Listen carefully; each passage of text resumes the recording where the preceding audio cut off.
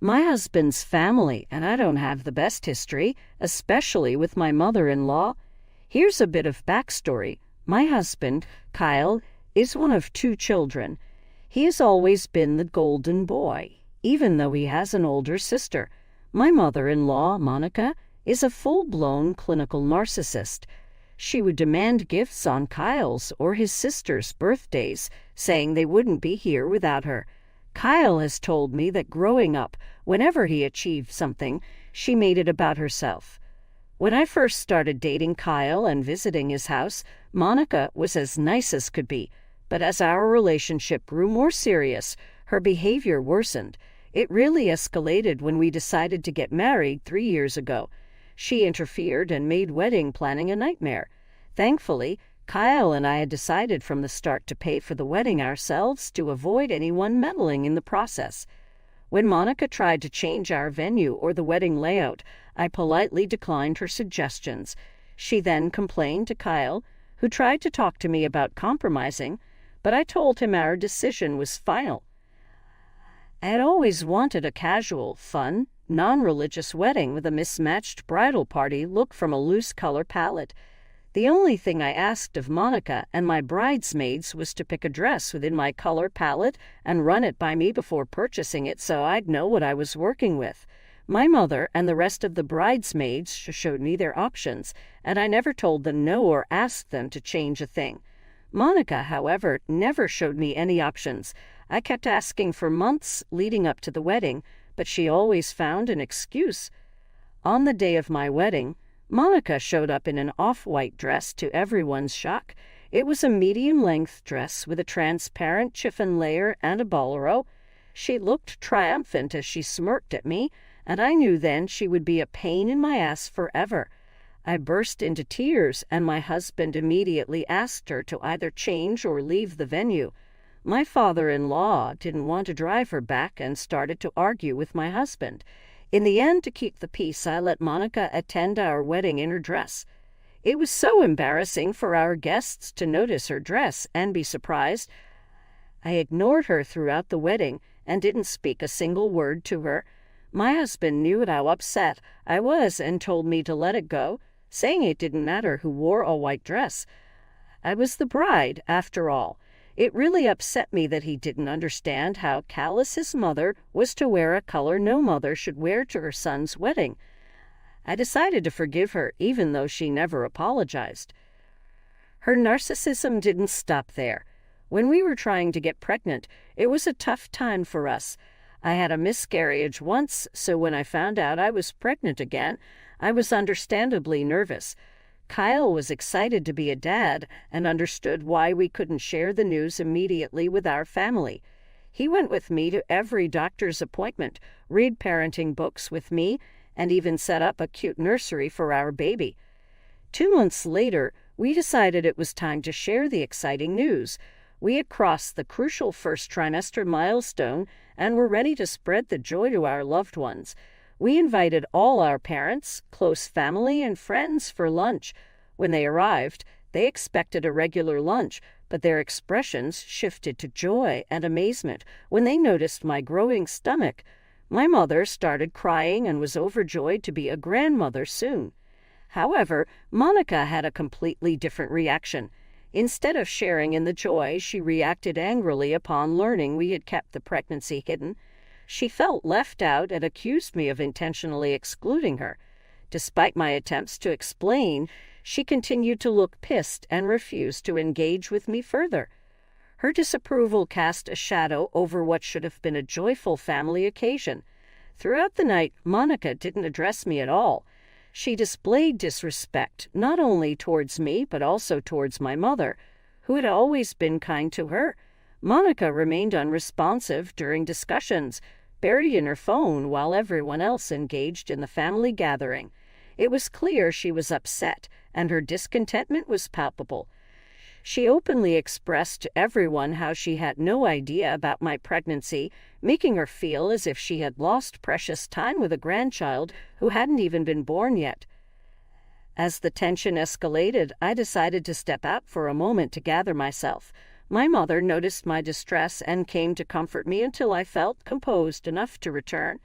As the night ended, Monica made a deliberate point of saying goodbye to me last. The entire day she had barely exchanged more than a hi and bye with me. Later, when my husband walked them to the car, they ended up having a heated argument. I could hear it clearly standing in the foyer. Monica vented her complaints about me, further escalating the situation. Thankfully, all our guests had left by then, so it was just me, my parents, Kyle, and his parents.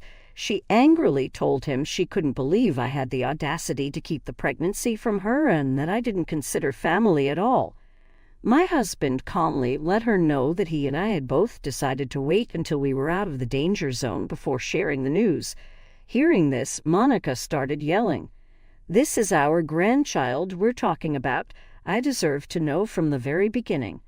"Mom, we just wanted to be cautious before giving the good news." "Cautious? I am your mother. You should have trusted me with this. I know this is all her fault. You let her dictate whatever she wants. Grow a pair." Kyle's face turned red with embarrassment as he looked at his mother miserably. I was unaware of the tears streaming down my face. The sharpness of her words left me hurt and bewildered. I tried to intervene, but my mother stopped me by whispering that if I said anything, Monica would find a way to jump at me.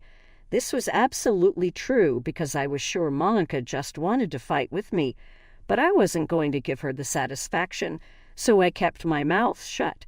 My mother-in-law told Kyle that he should open his eyes and see the truth, that I was controlling everything and she should have been the first to know if her son was having a child. Eventually, my father-in-law urged her to calm down and drove her away. As you can imagine, this wasn't the last time she acted this way. Her list of blowing things out of proportion and acting entitled is endless. Here are a few examples. She tried to teach our baby to call her Ma instead of Grandma, which infuriated me. She would beg to babysit our child and then make sure everyone knew how much she helped us, claiming we always needed her. When I had health issues after pregnancy, she told me I needed to be a better mother and should get over myself. Due to these incidents and many more, my relationship with Monica has never been great, but I tolerate her for the sake of my husband. Recently, my in-laws moved into a new place and invited us to check it out. We were quite busy, so we couldn't go. Kyle wanted me to go alone with our child, Debbie, but I was hesitant. He urged me to go so his mother would stop calling him about it. Begrudgingly, I agreed to go over the weekend. Debbie had a friend's birthday party, so I dropped her off and asked my mother to pick her up. Debbie loves spending time with her grandparents. It was a sunny Friday afternoon when I went to check out my in-laws' new place. The property was massive and looked like my father-in-law had spent a lot on it for his retirement. The house was huge, with a mix of modern and classic styles. The yard was filled with green plants and fragrant flowers. When I rang the doorbell, my mother-in-law opened the door. She looked excited at first, thinking it was Kyle, but then saw it was just me. She looked confused and asked where Kyle and Debbie were. I told her Kyle had an appointment and Debbie was at a friend's birthday party. This really upset her, and she started complaining about how selfish we all were not to find time for her. I tried to change the topic by telling her I was there and would love to check out her new place. She smiled a bit sadly and invited me inside. The inside of the house was just as fancy. The entrance had high ceilings and everything was nicely decorated. My sister-in-law, Haley, and her 11-year-old son, Jake, were also there. I greeted them warmly. Haley, much like her mom, never seemed to be a fan of mine. I couldn't figure out if it was a personal issue or just to please her mom, but she rarely engaged with me. Monica informed me that my father-in-law was out with a friend, so she had invited Haley and Jake over for some quality time. I nodded politely and tried to strike up a conversation with Jake about school. While we were discussing school, Monica suddenly shifted the conversation to her recent clothing purchases. She mentioned she wanted me to come over to give her advice on her new wardrobe. This caught me off guard because she never sought my advice on anything before. I tried to hide my surprise and responded politely, saying, "Oh, that's nice.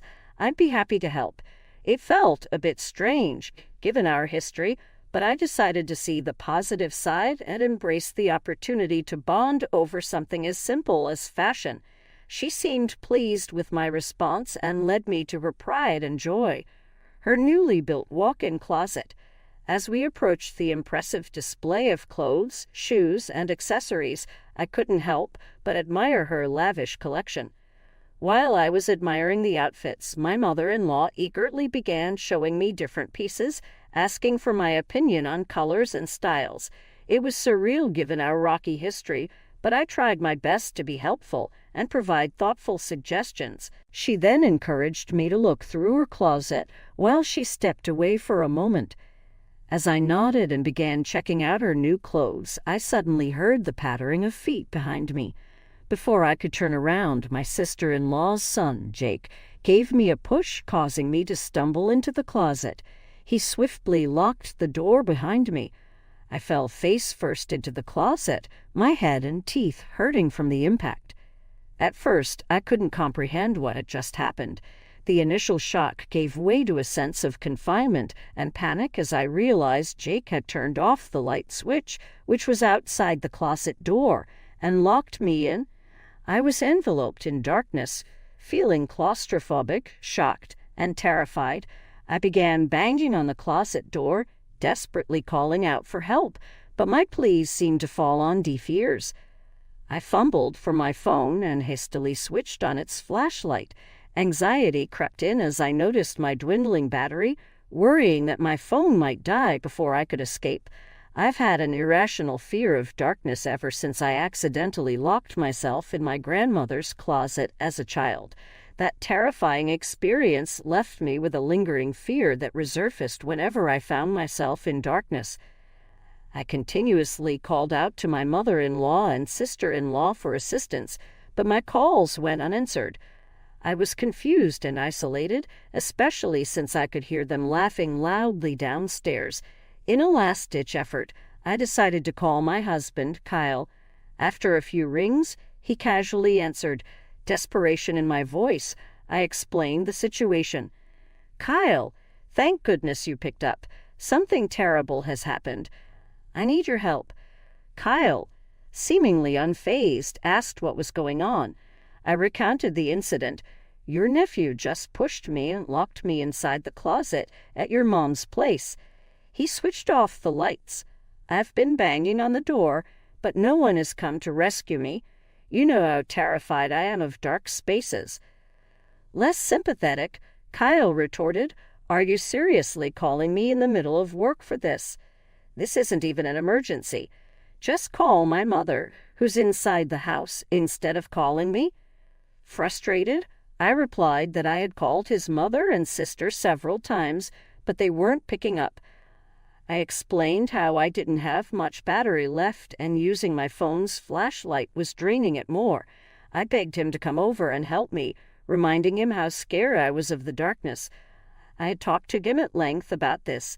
Kyle, unmoved, said, "Locked in a closet? Seriously? No, I can't come over. I'm busy right now. Find someone else to help you." To my dismay, he nonchalantly dismissed my plea for help and cut the call short. I was stunned by his reaction. The growing panic pushed me to keep banging on the closet door, desperately calling for my mother-in-law and sister-in-law, but their phones remained silent. Feeling trapped and helpless, I decided to call my father-in-law, the only person left who I could turn to. Knew he had been out with his friends, but I had no one else to call. The phone rang, and I held my breath, hoping he would answer. When he picked up, I nervously explained the situation, revealing that Jake had locked me in the closet and no one was responding to my calls. He immediately assured me he would come home as quickly as possible and was shocked that my mother-in-law and sister-in-law couldn't hear me all this time. After what felt like an eternity, I heard voices outside. I recognized my father-in-law's voice, directing someone to unlock the closet door. My anxiety began to subside as I realized help was finally on its way. The door creaked open, and I squinted against the sudden light. My sister-in-law and father-in-law stood there, concern and frustration on their faces. I came out of the closet, disoriented, but grateful to be free from that confined space. My father-in-law asked my mother-in-law why I was locked in her closet. She feigned innocence. I recounted the incident, detailing how Jake had pushed me into the closet and locked it. However, both my mother-in-law and sister-in-law scoffed, dismissing my words. They insisted Jake would never do something like that. Frustrated and angry, I questioned why they hadn't come to check on me or responded to my banging on the door. They claimed they were in the backyard, showing Haley and Jake the new rose garden. Jake was peeking from the door, so I directed my anger at him, questioning why he would lock me inside. My sister-in-law interrupted, insisting her son would never do such a thing, and claiming I must have closed the door myself and the key fell out. Their blatant lies left me beside myself with frustration and disbelief. This didn't explain how the lights got turned off.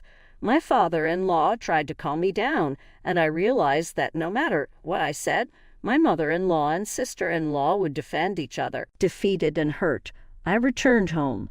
I called my mother on the way, apologizing that I couldn't pick up Debbie for the night and that she might have to stay over at their place. Trembling with shock, my mother knew something was wrong, but I didn't have the energy to tell her what had just happened. I reached home and waited for my husband to return so I could confront him about what his family had done to me. However, during dinner when I recounted the incident, he berated me for overreacting and accused me of being childish. He insisted my accusations about his family were ridiculous and refused to believe his nephew could have locked me inside the closet or that his mother and sister had knowingly refused to help me. He justified his actions, saying he wasn't at my beck and call and I needed to be more understanding. With everyone gaslighting me, I started to doubt myself. To avoid further conflict, I chose not to argue with him any further. I retreated to bed, enveloped by profound loneliness, struggling to understand what had happened. The weight of the incident pressed heavily on my chest, and the feeling of being dismissed and misunderstood by my husband lingered. I knew what had happened wasn't merely a prank. It was intentional, calculated, and deeply humiliating, especially since everyone knew I was afraid of the dark. The following day, while grappling with the emotional aftermath of the previous day's ordeal, I received a TikTok link from my cousin. She asked if the video featured me. Opening the link, I was horrified to see that my nephew Jake had recorded the entire incident and shamelessly posted it for his followers on TikTok. He explained how he wanted to prank me and locking me inside the dark closet was his perfect plan. He hid the camera in the corner and then ran to push me inside. My blood boiled with anger. Infuriated, I shared the video in our family chat, demanding apologies now that I had proof. I also told my sister-in-law to make Jake delete the video immediately. Instead of acknowledging the severity of the situation, my mother-in-law brushed it off, saying it was really funny and claiming that boys will be boys. My sister-in-law joined her, insisting I shouldn't be bothered by the video and should just let it go as it was a harmless prank. I warned them that if Jake didn't remove the video, I would take legal action. My mother-in-law replied that I was being too much and needed to chill out and learn to be a part of the family. Fed up with their lack of empathy, I decided to take matters into my own hands. I called the police and provided them with the evidence. Recognizing the gravity of the situation, they agreed to visit my sister-in-law and question her about why her 11-year-old child had a TikTok account and was posting such prank videos. Later, my sister-in-law called me angrily, asking if I seriously had the audacity to file a complaint against her. I told her that I had and that I was willing to take this to court. She started yelling at me, but I quickly informed her that I was recording the conversation and would happily give it to my lawyer. She shut up after that. Am I the asshole for teaching my husband's family a lesson for locking me inside the closet for over an hour? Update 1. In just a few hours, I received thousands of comments, and I'm glad to see that the majority understand why I involved the police. I've been receiving multiple calls from my in-laws asking me to withdraw my statement to the police. No official case has been filed yet, as my nephew is still a child, so the police are investigating to determine the appropriate course of action. My husband, who had no idea about this, erupted when he came back from work. He had tried calling me during the day, but I had been busy with the police. When he returned, I knew we were going to have this conversation. Kyle is convinced that what I've done has totally destroyed the family and says I shouldn't overreact to such a harmless prank. He continues to believe that Jake is just a child and shouldn't be punished. I've talked with my parents and sister about this. My family knows about my phobia of dark spaces, and they are shocked that no one came to rescue me and, more importantly, that my husband isn't advocating for me. My dad had a strong word with my husband, telling him that if I had called him for help while stuck in the dark closet, it should have been his responsibility to either come to help me or immediately call his parents to get me out. The fact that he didn't do either doesn't sit right with me or my family. Thanks to everyone's comments, I can see that my husband and his family's dismissive attitude has been going on for a long time, and I have been blind to it. I will continue to update you when there are further developments. Update 2. It's been a week since my last update, and there has been a major development. Sister-in-law's husband, Vic, who was out of town, recently returned and found out about what had happened between me and Jake. He completely lost it and asked my nephew to immediately take down the video and apologize to me personally. When my sister-in-law tried to defend her son's actions, Vic threatened to kick him out if he ever disrespected others like that. This was all told to me by Vic when he visited me. I agreed to meet up in hopes of getting to the bottom of this incident. Vic came over with Jake, who looked sad, likely having been scolded. As soon as we sat down, Jake started apologizing. He admitted to pushing me into the closet, but said it wasn't entirely his fault. Vic and I looked at him curiously. Jake revealed that he had talked to my mother-in-law about his TikTok account and prank videos his friends played on others. She encouraged him to try it on someone in real life. Jake told her he didn't think it was a good idea to prank family members, but she insisted it was okay to prank me since I was just married into the family and not technically his relative. I was shocked to hear this. Vic asked Jake if he was lying to dodge responsibility, but Jake began to weep, saying we could check his phone for their conversation. He showed us the chats, and I was horrified to see them. For someone her age to incite a child to such actions because she disliked me was appalling. I saved the screenshots to my phone and advised Jake against following her suggestions, emphasizing it was wrong. Jake nodded solemnly. Vic, equally taken aback, expressed his dismay and reconsidered allowing his child around my mother-in-law. He expressed regret for not being there to prevent Jake's actions and urged me to retract my statement to the police. I assured them I would discuss it with my lawyer and the police on the condition that Jake never uploaded the video again or kept a copy. Jake assured me he had deleted the video. Since this conversation, I've started questioning my entire relationship with my mother-in-law. It's clear now she was behind the prank and encouraged Jake to do her dirty work. I can't be around her ever again, not knowing what else she might do. Update 3. Hello everyone, it's been 4 months since my last update. I have moved out of my husband's place and am staying with my parents. As I previously mentioned, my mother-in-law was behind everything. When I confronted her, she refused to accept her mistakes, even after I showed her the screenshots. She tried to accuse Jake of manipulating and photoshopping them. Her lies quickly fell apart when I threatened legal action. Mother-in-law begrudgingly admitted she had planned this with Jake and thought it was the perfect time to prank me when I visited alone. She said my sister-in-law was in on it too, and they enjoyed hearing me scream for help. She begged me not to pursue it further, promising never to do it again. Fortunately, I had recorded our conversation, so I sent the voice recording to our group chat. I also sent a text to my sister-in-law expressing my disappointment and hoping her son would turn out better than her. As for my husband, our relationship deteriorated. Despite the evidence, he never apologized for what his family put me through. Seeing my family rally behind me made me realize I wasn't overreacting and that what happened was a big deal. Although I decided not to take legal action, I couldn't forgive and forget. There was no going back, and with my husband supporting them, there was nothing left to fight for. I moved out to start divorce proceedings. He wasn't surprised and didn't fight me when I announced I wanted a divorce. It has been extremely hard, as I genuinely loved him and thought we would grow old together. But these last few months have been eye-opening, and I deserve to put myself first. I'm grateful to everyone in the comments section and my family for helping me see the truth about my